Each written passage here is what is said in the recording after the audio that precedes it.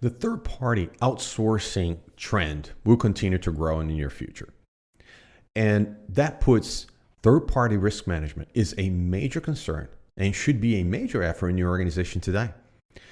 And depending on what the statistics you read today, anywhere between 39 to 63% of breaches are caused by third party. One of the most notorious one being the Target.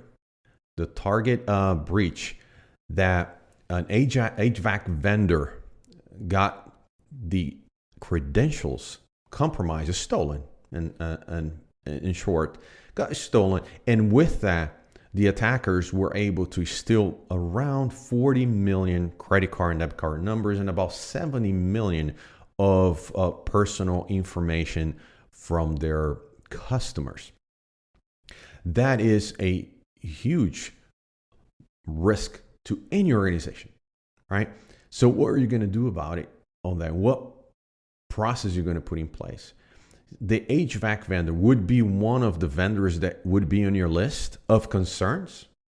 Well, here is where the whole program would have to start, is how you define third-party access, third-party containing that information for your organization. And we have been talking in the past the vendors containing your critical information from your critical systems. Well, HVAC does not fit that profile, if you will.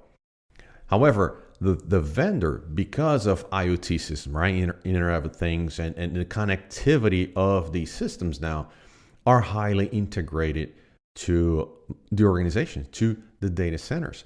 Meaning that if the HVAC vendor has remote access to provide maintenance to your systems, regardless right now, right? HVAC is just an example, but anything on smart buildings, you will have to do a vendor review because they will have access to a portion of your network and perhaps find a way to move laterally across your network. So not only they have and maintain or generate information that is critical to your organization, to the mission, business, and vision of your organization, and service of the organization for that matter, but also has access to your network. So you have that as a baseline, as a trigger to perform a risk management or risk assessment on that vendor would be something to start with. But however, where you start is it begins at the contract level. All right, you need to negotiate what is in the contract is allowed, what is not. It's not allowed. It's that simple. Do you have a clause, a cybersecurity clause in there? You have an audit clause in there that allows you to perform those functions. Is a short-term contract, which is a 10, 15-year contract. When can you amend that contract? Will the amendment of that contract raise the price of your services and so forth? There's a lot that needs to be taken into consideration, but that is part of a vendor risk management program. So how you manage that? So how you even start managing that risk? Well, if it is in a contract or not a contract, okay, that has to be decided. But once you have determined that, the next step, you need to perform a sort of a mixed method assessment, a mixed methodology type of assessment. It's quantitative and qualitative. There are a lot out there, right, that addresses this. Actually, it's a topic of many books, of many research papers on how would you assess this.